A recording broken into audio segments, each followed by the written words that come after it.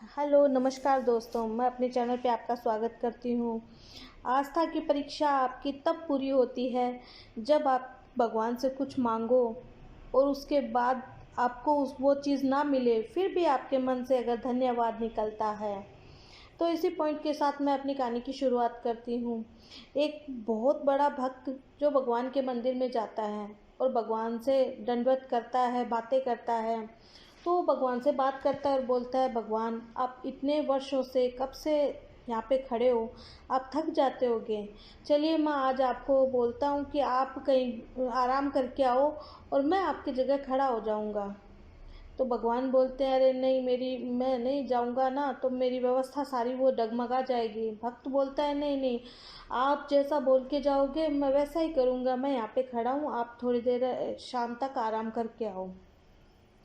तो भगवान कहते हैं, अच्छा फिर ठीक है, मेरी एक शर्त है कि कोई कुछ भी हो जाए, यहाँ पे कोई कुछ भी बोले, कोई कुछ भी बात करे, लेकिन आपको नहीं बोलना है। तो भक्त कहता है, ठीक है, मैं नहीं बोलूँगा, मैं ऐसे बस खड़ा रहूँगा। तो भगवान है जो वहाँ से चले जाते हैं और वो भक्त है वो भगवान बन के खड़ा हो जाता है। तो उसके पास में एक को भक्त आते हैं, एक व्यापारी आता है। वो व्यापारी जब हाथ जोड़ के भगवान से वापस पलटता है तो उसका पर्स वहाँ से निकल जाता है। तो थोड़ी देर बाद में एक गरीब आदमी आता है।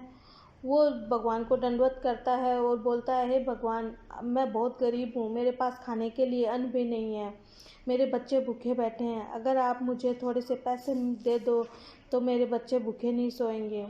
ऐसा कह के जो वो पलटता है तो उसे वो पर्स वहाँ पे मिल जाता है। वो उस पर्स को लेके फिर पलट के भगवान का धन्यवाद करता है और अपने घर की ओर चला जाता है। उसकी थोड़ी देर बाद में एक नाविक आता है। वो भगवान से दंडवत करता है और बोलता है, हे भगवान, मैं यात्रा पे जा रहा हूँ जहाज़ में और आप पीछे से मेरे परिवार को जो ध्यान रखना। ऐसा कह के नाविक जब पलटता है, जाने लगता है, तो वहाँ पे वो व्यापारी है जो पुलिस को लेके आता है और पुलिस को बोलता है कि ये चोर है, इसने मेरा पर्स चुरा लिया है। इतने में जो भक्त है भगवान बन के खड़ा है वो बोल पड़ता है, कहता है कि अरे अरे, ये नहीं है वो आदमी जिसने चोरी करी है, वो तो एक गरीब आदमी आया था, वो है, ये नहीं है। तो पुलिस को लेकर तुम उसके घर जाओ और वहाँ पे वो पर्स आपको अभी भी मिल जाएगा, वो अभी अभी गया है। तो पुलिस को वो वहाँ ले जाता है, पुलिस उसको जेल में डाल देती है गरीब आदमी को।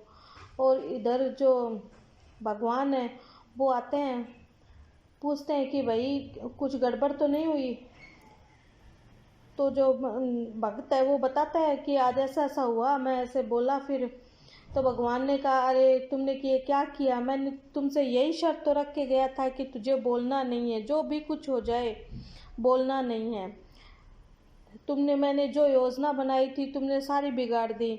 मैंने ये चीज़ पहले से ही तय कर रखी थी कि जो व्यापारी था उसके पास इतना धन है कि उस पर्स में इतना ज़्यादा पैसा नहीं था कि व्यापारी का कोई बहुत बड़ा नुकसान हो जाता, और जो थोड़े से पैसे हैं उससे उस गरीब का भला हो जाता।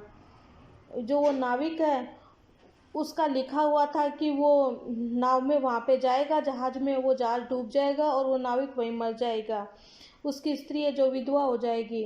तो मैंने ये जो सारी योजना है उसको सारी को तुमने बर्बाद कर दिया। कि मैं उस नाविक को रोकना चाहता था कि वो नाविक को अगर पुलिस लेके जाती तो वो वहाँ पे यात्रा पे नहीं जा पाता, तो वो उस जो घटना होने वाली है उससे बच जाता, इधर गरीब का पेट भर जाता, व्यापारी को इतना कोई नुकसान नहीं होता। लेकिन तुमने सारा योजना का कबाड़ा कर दिया। तो ऐसा सुन के भक्त बहुत प्रणाम करता है और बहुत माफ़ी मांगता है कि मैंने ये क्या किया, भगवान मेरे को माफ़ कर दो, आप इसको कैसे सही कर सकते हो।